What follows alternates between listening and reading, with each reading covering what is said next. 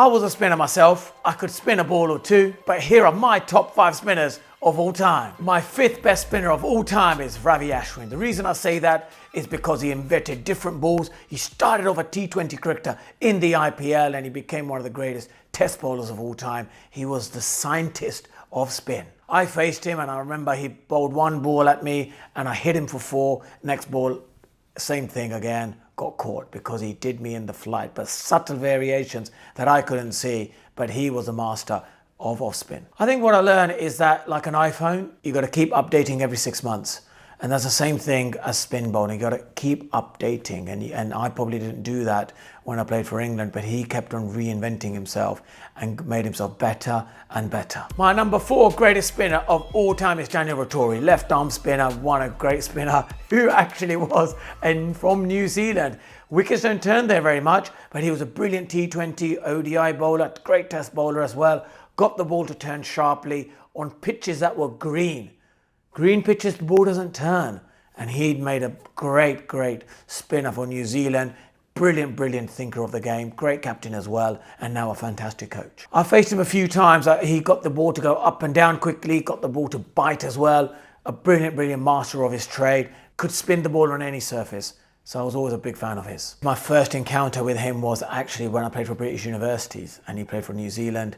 And it was at the Fenners. He was there, it was raining all day. I managed to talk to him about cricket, about spin bowling, and he was just telling me about, how to change the shape, the trajectory, the grip, and how to turn it on pitches. And he talked about the flight. Give it air, but make sure you get revolutions on it. He always talked about the revolutions because it's the revs that will give you the dip and the bounce. And he was phenomenal at just understanding, getting the shoulders to rotate quick as well, because on unresponsive surfaces, you cannot just land the ball there. You have to have quick rotation in the shoulders, in the body action and in the fingers. And he had plenty of that and he used to read the batsman really well. Build them up and then try and just, change the length a little bit back. Absolutely brilliant master of reading a batsman because he's a good batsman himself. So that always made it easier for him. That's what I used to admire him so much. My 3rd greatest spinner of all time is obviously Anil Kumble. He was brilliant. He was quick in the air, got the ball to bite, got the ball to spin. He spun it on flat surfaces. When India produced flat wickets, they don't produce the turning wickets like they do now. They were absolutely flat. He got 10 wickets against Pakistan in Delhi. He played for Northants as well. Got 100 wickets in county championship. A brilliant, quick spinner. Brilliant bowler. I faced him one time and I tell you what, his index finger, when he ever pointed his index finger, it mean it was a Google, and I quickly picked that up on him. But he's a brilliant tactician. I admire his endurance more than anything. He used to bowl long spells and used to always find something out of the wicket. I think what I learned from him is your stock delivery's got to be really good. If you can go always back to your stock delivery, you're in the game. And he had a brilliant stock delivery. Quick leg spinner. He had to, just got the ball to bite a little bit. I tell you what, he was brilliant. 3 down, 2 to go. But before I do that, you've got to subscribe to my channel. The 2nd best spinner of all time is Muttiah Muralitharan. He was brilliant. He used to bowl his off spinners. The trajectory was unbelievable. He used to get unbelievable revs on it. I remember facing him. He bowled over the wicket at Trent Bridge and, he spun the ball. It was outside leg stump, spun viciously, and I whacked him out of the ground for 6. I don't know how I managed to do that. It just happened because I didn't know which way it was turning. And at the time, Duncan Fletcher said, if you don't know which way it's turning, sweep him. Then he bowled the ball outside off stump, hit him down the ground. And then after that, he obviously got me out. So let's be honest, 2 lucky shots, but brilliant bowler.